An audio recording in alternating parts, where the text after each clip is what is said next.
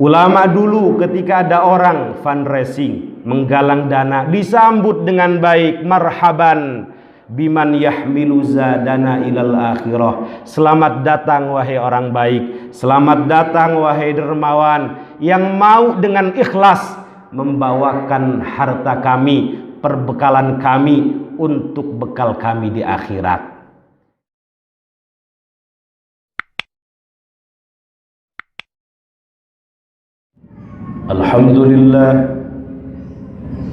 Alhamdulillahi rabbil alamin, wa bihi nasta'inu ala umuri dunya waddin, wassalatu wassalamu ala ashrafil anbiya'i wal mursalin sayyidina wa maulana Muhammadin wa ala alihi wa sahbihi ajma'in. Ashhadu an la ilaha illallah wa ashhadu anna sayyidana Muhammadan abduhu wa rasuluhu, amma ba'd. Fa ya ibadallah, usi nafsi wa iyyakum bitaqwallah, faqad fazal muttaqun. Faqad qala Allah azza wa jalla fi muhkami tanzilihi, a'udzu billahi minasy syaithanir rajim. Bismillahirrahmanirrahim. Ya ayyuhalladzina amanu taqullaha haqqa tuqatih wa la tamutunna illa wa antum muslimun. Wa qala an-nabiy sallallahu alaihi wasallam, ittaqun nar walau bisyikki tamrah, fa in lam tajidu fa bi kalimatin thayyibah, aw kama qala ar-rasul sallallahu alaihi wasallam. Hadirin sidang Jumat Masjid Jami Assalam Depen yang dimuliakan Allah Subhanahu wa taala, mengawali khutbah Jumat. Dalam kesempatan yang mulia ini, mari kita haturkan puji dan syukur kehadirat Allah Subhanahu wa ta'ala. Alhamdulillah, berkat rahmatnya, karunia-Nya, anugerahnya kita masih diberikan kesempatan, kesehatan, peluang untuk selalu memperbaiki bakal kehidupan akhirat kita. Mudah-mudahan hadirnya kita di sini dicatat sebagai amal soleh, amal ibadah yang dapat memperberat timbangan kebaikan kita di akhirat. Selain itu, khatib berwasiat, mari kita tingkatkan kualitas ketakwaan kita kepada Allah Subhanahu wa ta'ala dengan berupaya menjalankan segala perintahnya dan menjauhi segala larangannya. Karena tidak ada bekal terbaik, bekal utama, bekal istimewa untuk menghadap hadiratnya kelak selain daripada bekal takwa. Wa tazawwadu fa inna khairaz zadi taqwa wattaquni ya ulil albab. Hadirin sidang Jumat Masjid Jami Assalam yang dimuliakan Allah Subhanahu wa taala. Al-Imam Muslim bin Al-Hajjaj An-Naisaburi dalam sahihnya meriwayatkan sebuah hadis dari sahabat mulia Sayyiduna Abu Hurairah radhiyallahu an, bahwasanya baginda Nabi besar Muhammad sallallahu alaihi wasallam mengatakan, idza matal insan inqata'a amaluh. Apabila seorang manusia meninggal dunia, maka seluruh amalnya terputus dengan meninggal dunianya, sehingga dia tidak bisa melakukan amal lagi. Kedua, terputus karena pahalanya tidak mengalir, tidak bermanfaat, sudah tercatat sejak dia masih hidup. Illa min thalath, kecuali 3 amalan yang pahalanya akan terus mengalir meskipun dia sudah berkalang tanah, sudah meninggal dunia. Yang pertama, kata Rasulullah sallallahu alaihi wasallam, shadaqatin jariyah, yaitu sedekah jariyah. Para ulama menafsirkannya dengan al-waqfu, wakaf. Sedekah jariah ini merupakan ibadah yang sifatnya sosial. Artinya manfaatnya tidak hanya dirasakan oleh pelakunya, tetapi orang lain pun ikut merasakannya.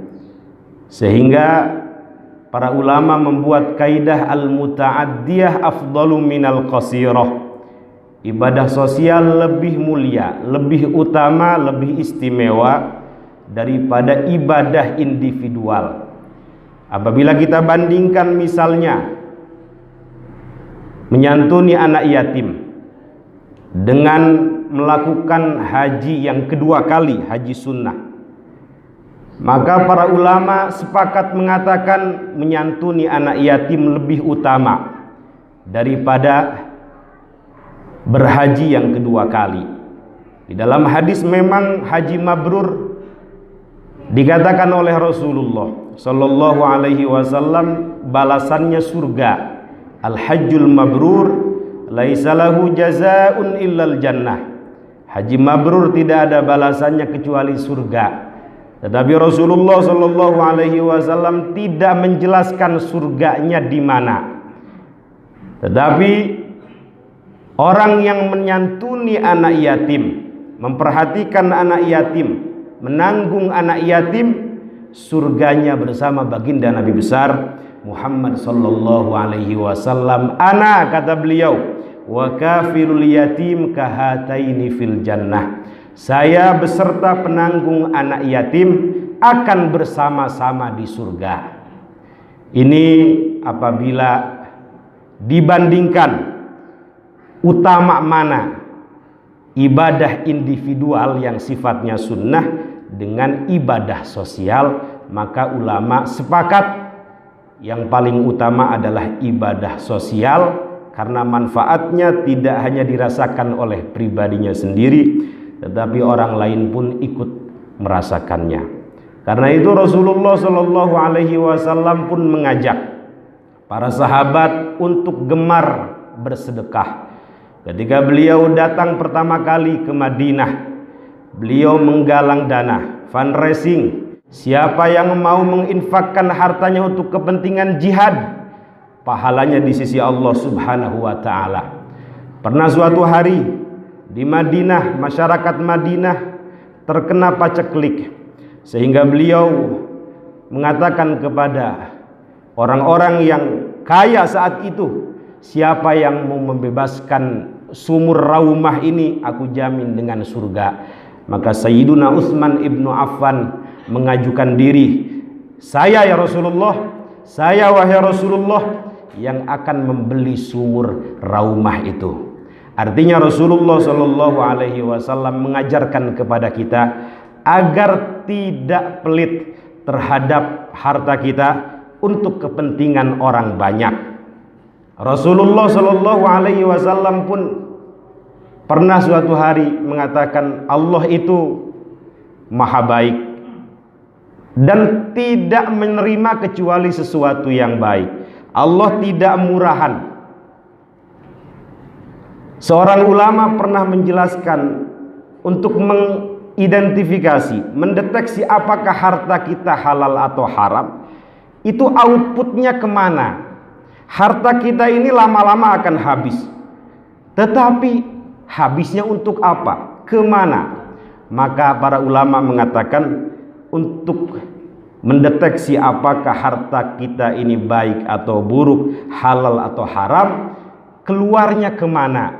Kalau keluarnya untuk masjid, keluarnya untuk majelis ilmu, keluarnya untuk kepentingan orang banyak, kemaslahatan umat Rasulullah Sallallahu Alaihi Wasallam, maka itu merupakan harta yang baik. Nabiullah Ibrahim alaihi salatu wassalam tidak mau makan kecuali bersama tamu. Bahkan ketika mendapatkan tamu, tidak mendapatkan tamu, beliau rela berjalan bermil-mil hanya ingin makanannya disantap oleh para tamu. Nabiullah Ibrahim diangkat derajatnya karena mau berderma dengan sesamanya. Sehingga Rasulullah Shallallahu Alaihi Wasallam pun mengatakan, inna sadaqah la tudfi'u ghadabar rabb wa tadfa'u mitatassu. Sedekah itu dapat memadamkan kemurkaan Allah Subhanahu wa taala dan dapat menjauhi atau menghindarkan pelakunya daripada kematian yang buruk, kematian yang su'ul khotimah. Ulama dulu ketika ada orang fundraising, menggalang dana, disambut dengan baik, marhaban biman yahmilu zadana ilal akhirah. Selamat datang wahai orang baik, selamat datang wahai dermawan yang mau dengan ikhlas membawakan harta kami, perbekalan kami untuk bekal kami di akhirat. Ini yang pertama, kata Rasulullah Sallallahu Alaihi Wasallam, yang amalannya, pahalanya akan terus mengalir meskipun sudah berkalang tanah. Yang kedua, au ilmin yuntafa'u bihi, ilmu yang bermanfaat, ilmu yang dimanfaatkan.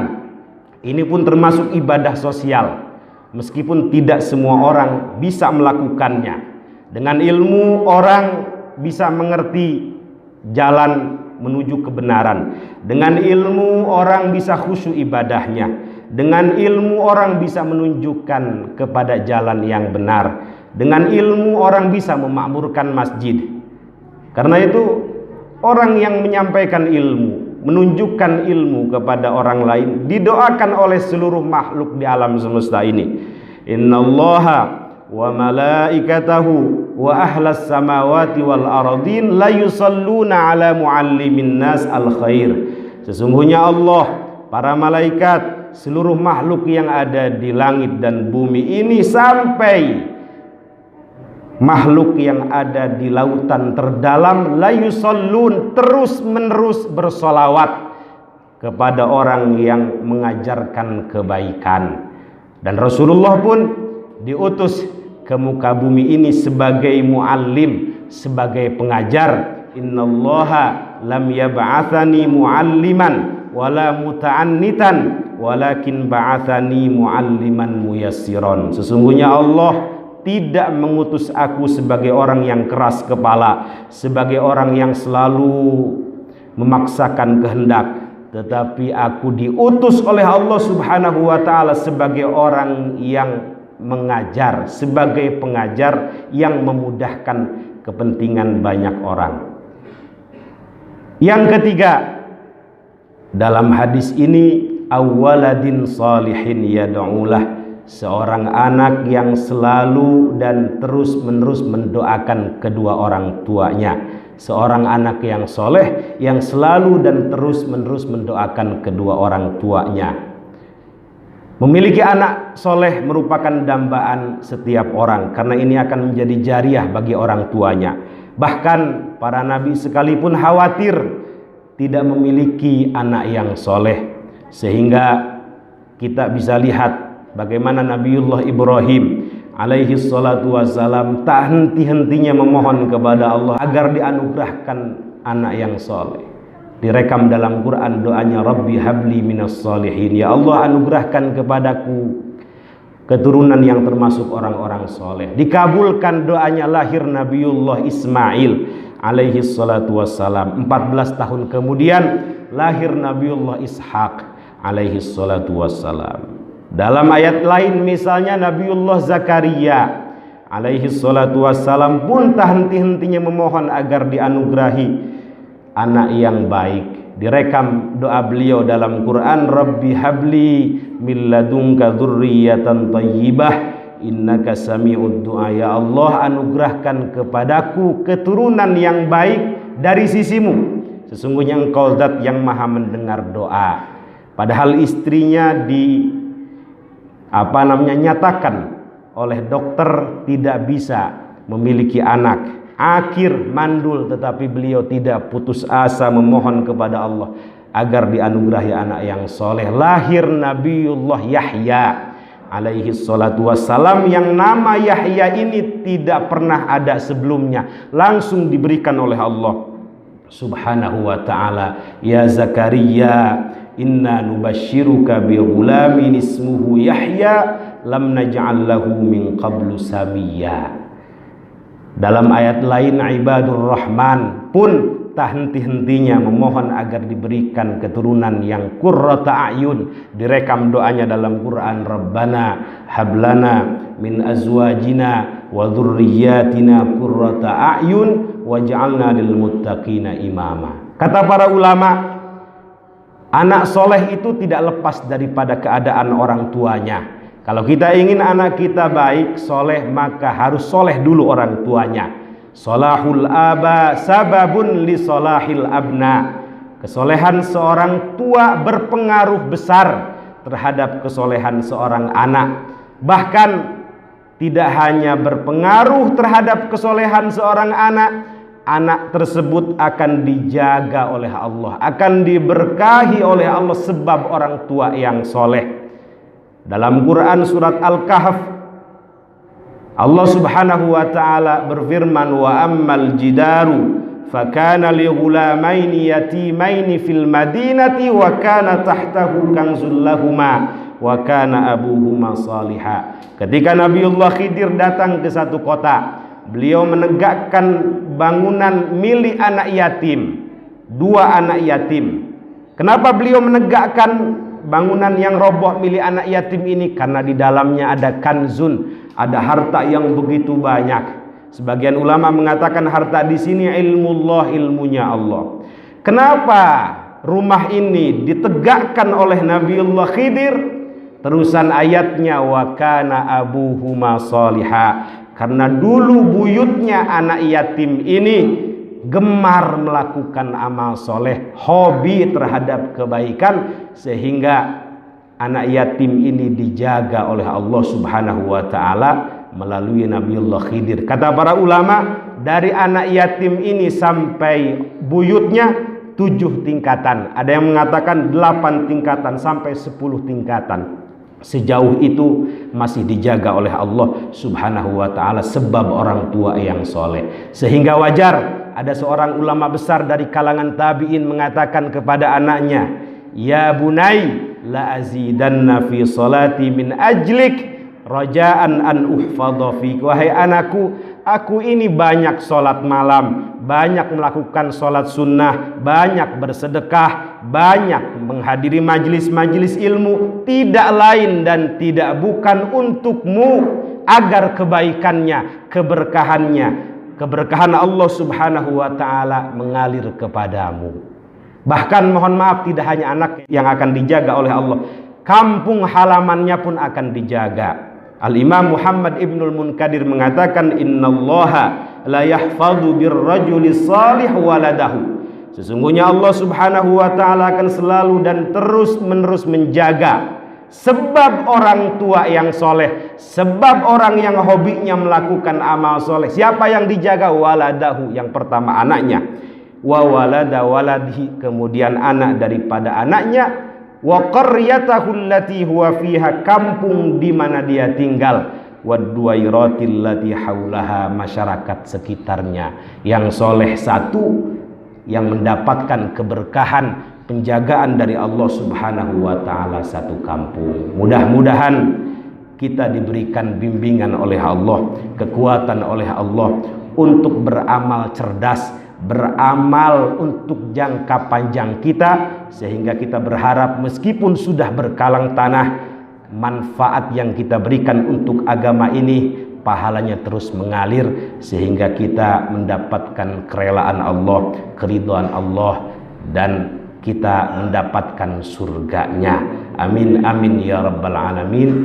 Barakallahu li wa lakum fil Qur'anil azim wa nafa'ani wa iyyakum bima fihi minal ayati wa dzikril hakim wa taqabbala minni wa minkum tilawatah innahu huwas samiul alim. Aqulu qawli hadza wa astaghfirullahal azim li wa lakum. Allahumma shalli wa sallim ala sayyidina Muhammad wa ala ali sayyidina Muhammad. Alhamdulillahi wahdah, wassalatu wassalamu ala man la nabiyya ba'dah, wa ala alihi wa sahbihi wa man walah.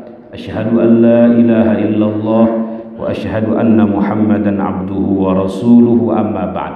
فيا عباد الله أوصي نفسي وإياكم بتقوى الله فقد فاز المتقون إن الله وملائكته يصلون على النبي يا أيها الذين آمنوا صلوا عليه وسلموا تسليما اللهم صل على سيدنا محمد في الأولين والآخرين وبارك وسلم ورضي الله تبارك وتعالى عن كل سادتنا أصحاب رسول الله أجمعين آمين يا رب العالمين اللهم اغفر للمسلمين والمسلمات والمؤمنين والمؤمنات الأحياء منهم والأموات وتابع بيننا وبينهم بالخيرات رب اغفر وارحم وأنت خير الراحمين اللهم ارحم أمة سيدنا محمد اللهم اهد أمة سيدنا محمد اللهم أصلح أمة سيدنا محمد اللهم اغفر لأمة سيدنا محمد اللهم فرج عن أمة سيدنا محمد ربنا آتنا في الدنيا حسنة وفي الآخرة حسنة وقنا عذاب النار والحمد لله رب العالمين وأقم الصلاة